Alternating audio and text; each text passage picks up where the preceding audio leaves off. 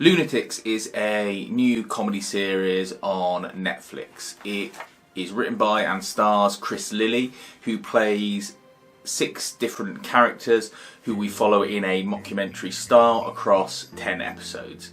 All of the people have got some sort of quirk or strangeness about them that makes them sort of different from society. If you've seen previous things that he's done, such as Summer Heights High or Jonah from Tonga, then you'll know what you're looking at. It's effectively a man dressed up as either a woman, a child, or some other set of makeup and that then adds to the comedy value of him acting against people of the same peer group as the character he's playing. Obviously, he sticks out a bit. The other thing to compare it to is from another comedian, this time New Zealander instead of Australian, Short Poppies, that I think is also available on Netflix as well. Short Poppies was only 6 or 8 episodes long, but was very good. And I think it's probably slightly better than this, if not much better, depending on your sense of humour. The good points about this are that Lilly is excellent at becoming the characters he plays. He totally embodies them for the time that he's in character, and there's never any sort of break or chink in his armour when it comes to that.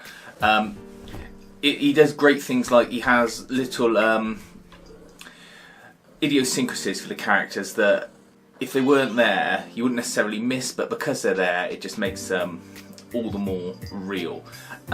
There's one character he plays who is a former adult film star. It's a lady and she's a hoarder, although they never call her that, she's a collector. And when she's talking, she's drawing on a whiteboard at the same time and like miming doing things on the whiteboard. She goes, "Yeah, my friend Dave, he's in his room," and she draws the door for the room. Then she goes, "I'll probably call him on the phone, but he wasn't in." And it's little things like that. And you think, where did he get that from?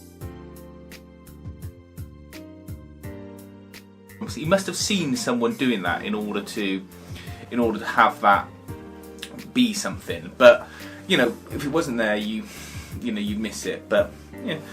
Anyway, for the most part, he's making fun of these characters. That's one of the things that I think nowadays would grate with a lot of people, particularly people who don't get his sense of humour. Because some of the hoarder one, she's obviously got a mental health issue.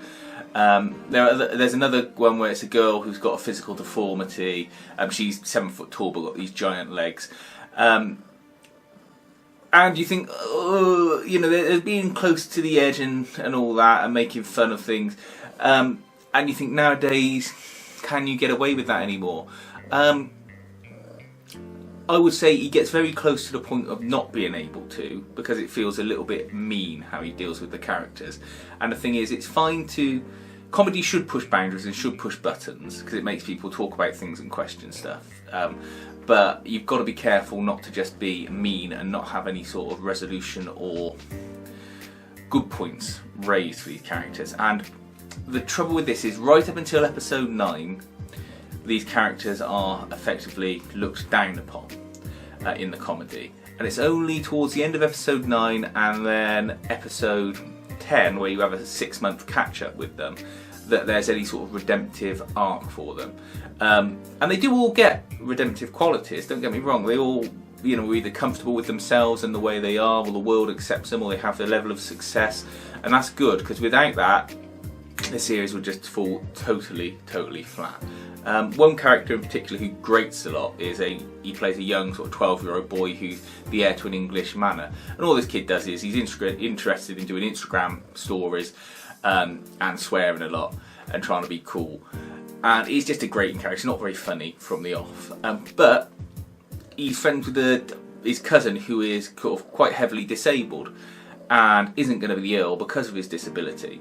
And at the end, he's constantly saying, "Well, this kid's my best mate, and he should be ill. Just because he's got a disability doesn't mean that he shouldn't be, next in line for this title." And I think that's quite sweet. And you do end up caring for the characters. Like I say, without these sort of redemptions at the end, you would find it very hard to sort of stomach the story up to that point. This might be the end of this type of comedy, or at least on this level. Like I say, Short Poppies did it with a lot more of a sort of tender touch, and you felt a lot more sympathy with the characters and the way that they were portrayed, whereas this just feels a little bit more like kicking someone in the nuts and then laughing about it. But you know, I can't pretend that I don't like that kind of humour, because I watch Always Sunny in Philadelphia, and I liked his previous work. It's just, I think this is starting to change a little culturally. It's worth watching if you won't be offended by this kind of thing. If you will be, then probably give it a swerve or watch Short Poppers. But yeah, it's there, it's 10 episodes long, each one's about half an hour, and it is good quality acting. But like I say, the subject matter and the way they deal with these characters might affect you, and if you know someone like that or you're close to the subject.